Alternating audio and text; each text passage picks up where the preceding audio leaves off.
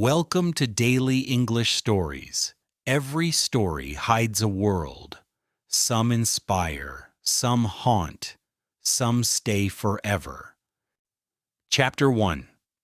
The First Message. It was just another slow, uneventful evening. The kind where time feels sticky and even the ticking clock seems to sigh. Zayan lay on his bed staring blankly at the ceiling fan above, its blades slicing through the silence with a lazy hum. The city outside buzzed with life, but inside his small room, it was still, almost too still. His phone lit up, a message. "Hi, do I know you?" Zayan frowned. The number was unfamiliar. No display picture, no name. Just those four simple words. He stared at it, debating whether to ignore it. But boredom and curiosity teamed up, and his fingers moved on their own. "I don't think so, but maybe you'd like to?" He chuckled at his own reply. Not smooth, but not terrible either. A few seconds passed, then a reply. "Maybe. Let's talk for a bit." And just like that, something shifted. They didn't talk about big things at first. Just silly jokes, favorite foods, embarrassing moments from childhood. She called herself E. No full name, no voice notes, no pictures, just E. That's all she offered. And somehow Zayan accepted it. What surprised him wasn't that a stranger had texted him. It was how natural it all felt. As if she already knew how to make him laugh, how to ease his silence. Night after night, their conversations grew longer. What began at 9 p.m. stretched to 2 a.m. and beyond. He found himself telling her about his life, about the way he felt like the world moved too fast for him, about his mother's quiet strength and his father's tired eyes, about the time he failed his math exam and cried silently in a bathroom stall. And she listened. Or rather, she read, and then replied with words that felt warm, never heavy, like someone was sitting beside him in the dark, holding a flashlight and saying, "I see you." And then came the moment he realized he was waiting for her messages, refreshing his notifications, hoping to see her name, or rather her letter, pop up. His days began with a good morning from E, and ended with a sleepy "talk tomorrow" that lingered in his mind long after he'd put the phone down. He didn't even know what she looked like. But he knew the rhythm of her words, the timing of her jokes, the way she always responded with a full stop when she was serious, and 3 dots when she was unsure. Zayan's world hadn't changed. His room was still the same. The city outside still buzzed, but now, inside that little glowing screen, a quiet connection was blooming. Fragile, strange, but beautiful. He didn't tell anyone, not his friends, not his sister, not even himself, not out loud, that this felt different. He just smiled when she texted, laughed when she teased him, and paused when she disappeared for hours without a word. There was something about her silence, too. Even that made him feel something. Confused, curious, a little scared. One night she asked, "Do you ever feel like you're searching for something, but you don't know what it is?" Zayan read the message twice, then typed back, "Yes." Every single day. There was a pause. Then she replied, "Same." And just like that, something unspoken passed between them. Not love, not yet, but the beginning of something delicate, something that couldn't be defined, not with emojis, not with words, just two people, separated by unknown miles and untold stories, finding a little light in each other's darkness. And so, the messages continued. Zayan didn't know where this would lead. He didn't even know if E was her real initial. But he knew one thing for sure. The nights were no longer lonely, and his heart had started to wait. Chapter 2. Falling Without Seeing. The days turned into weeks, and the weeks into months.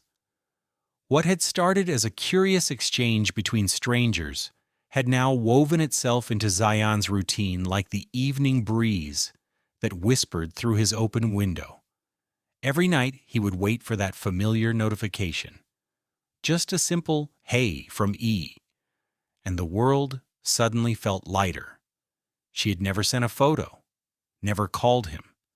Not once had she revealed her real name. And yet, Zayan knew her better than he knew most people in his life. They had built a small world through texts, filled with jokes, confessions, songs, and long silences that didn't feel awkward. He was unlike anyone Zayan had ever met. She could be sarcastic, sweet, deep, or silly, sometimes all in one conversation, and he could talk to her about anything. About his father's distant nature, about the pressure he felt to be someone in life, about how some days even getting out of bed felt like a battle. He listened. She never offered cliches. She just got it. One night, when the city lights outside flickered like stars lost in fog, E messaged him. E. Do you ever feel like you're living someone else's life? Zayan stared at the message, then typed, then deleted, then typed again. Zayan. Every day. I feel like I'm acting in a movie I didn't audition for. There was a pause. A long one. E.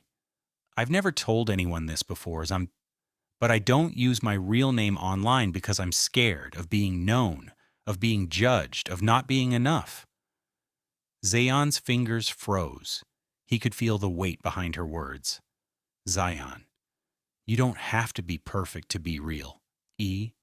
I'm not perfect. Far from it. I've done things I regret. I push people away when they get too close. But with you, I don't feel afraid. Zayan's heart beat faster than usual. He wanted to reach through the screen, hold her words in his hand, and say the right thing. Zayan. Maybe we're both a little broken, but maybe that's okay. Maybe that's why we understand each other. The dots danced, then stopped, then danced again. E. Zayan. Do you think people can fall in love without seeing each other? He blinked, read it again, then again. His room felt smaller, his chest tighter. He didn't know what to say, but he knew what he felt. Over the past few months, he had smiled more, thought deeper, and cared harder because of E. He waited for her, looked forward to her. He trusted her. And even without a face, she had become the most familiar part of his world. Zayan. I think I already have. No reply came that night. He stayed awake, watching the screen, wondering if he'd said too much. Had he crossed a line? Had she felt the same? Or was this all just a game to her? But the next morning she messaged. E. Me too. That was all. And it was enough.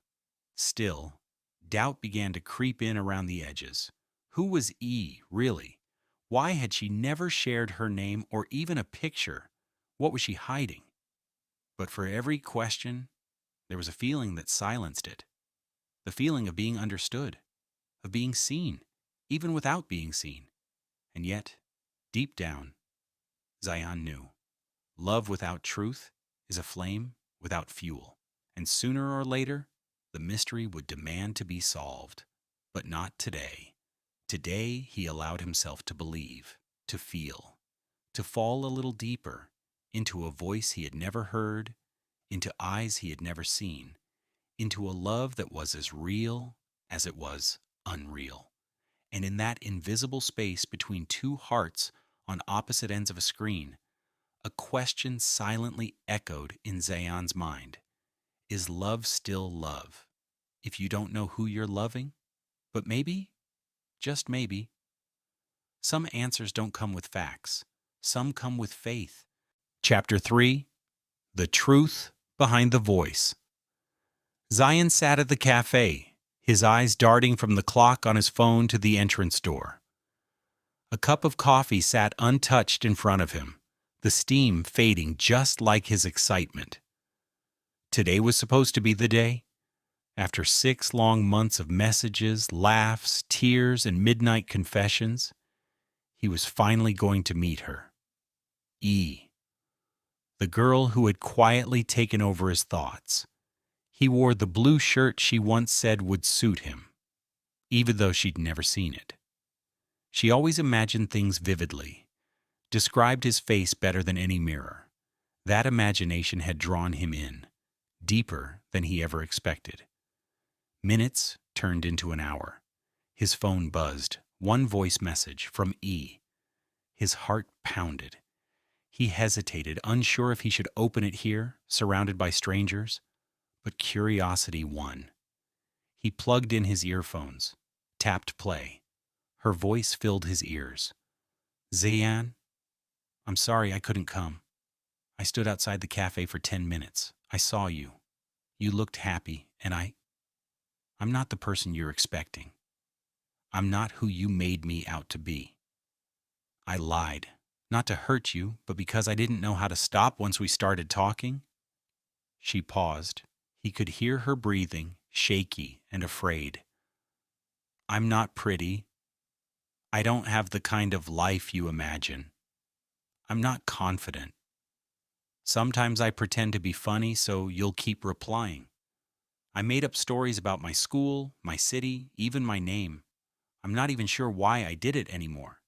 Maybe because, for the first time, someone really listened. And I didn't want to lose that. Zayan closed his eyes. His throat tightened. I thought about telling you the truth 100 times, but I was scared you'd hate me. Maybe you do, and maybe you should. I just couldn't show up today and see that look in your eyes when you realize I'm not the girl you loved. There was silence for a few seconds before she whispered, but what I told you about my dreams, my fears, those were real. You made me believe I could be seen. Thank you for that, even if it ends here. The message ended, and with it, something inside Zayan shifted. He sat there, replaying her words. The lies hurt, but the pain in her voice hurt more.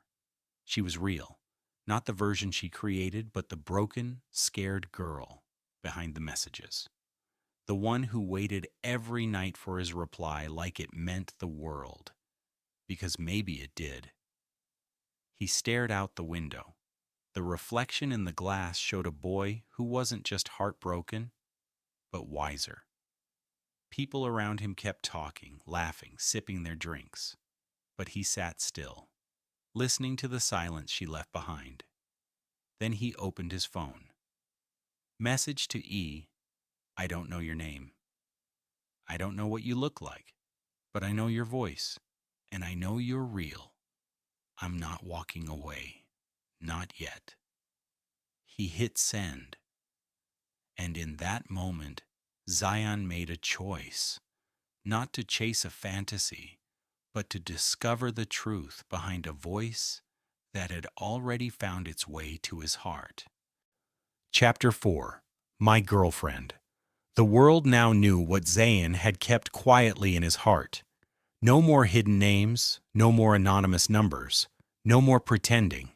Her name was Alina, and she was no longer just a voice in the dark. At first, people whispered. Some mocked. A few even questioned Zayan's sanity, falling in love with someone he didn't know, staying with someone who had lied. But Zayan didn't care anymore. He had chosen her, not because the story was perfect, but because she wasn't. The day they finally met in person, Alina was trembling, not because she feared rejection, but because she had never imagined anyone would stay after knowing everything. She had scars, emotional and real. A past she was ashamed of, choices made when she had no one, mistakes she didn't hide anymore. But when she looked into Zayan's eyes, She didn't see judgment. She saw home. They sat by the lakeside that afternoon, the same place Zayan had once waited in silence, phone clutched in hand, heart breaking from a message. Now that same place felt like a beginning. He held her hand, not to show the world, but to remind her that he still chose her, over and over again. My friends ask how we met, he said, smiling. I used to lie, make up a story that sounded normal. But now I tell them the truth. She raised an eyebrow, amused. And what do you say? I tell them, he whispered, that I fell in love with a voice and stayed for the soul behind it. In the months that followed, their love faced more storms, skeptics, doubts, the pressure of turning something private into something public. But with each hurdle, they didn't drift apart. They leaned in. Zayan helped Alina heal, slowly, patiently, and she helped him believe, not just in love, but in second chances. He would sometimes reread their first texts, still saved in his phone. Silly jokes, misspelled words, late-night laughter. Those moments felt like pages from a book they never expected to write together. But now, it was real and raw. Zayan introduced her to his family. It wasn't easy. Trust had to be earned, layer by layer. But when his younger sister called Alina Baji for the first time, her eyes welled up. That night, as they sat side by side on a rooftop watching city lights blink like stars, Alina whispered, "Why did you stay?" Zayan looked at her, at the girl who was once just a message, now a memory in every heartbeat, and replied, "Because love isn't about finding someone flawless. It's about seeing all the flaws, all the fear, all the broken parts, and choosing to stay anyway." She leaned on his shoulder, silent, the kind of silence that says everything. From strangers to soulmates, from secrets to shared dreams, their story was never meant to be a fairy tale, but Zayan wouldn't have it any other way. "My girlfriend," he would say with pride, not as a title, but as a journey. And every time he said it, he remembered, it all began with a message and ended with love that never needed to hide again.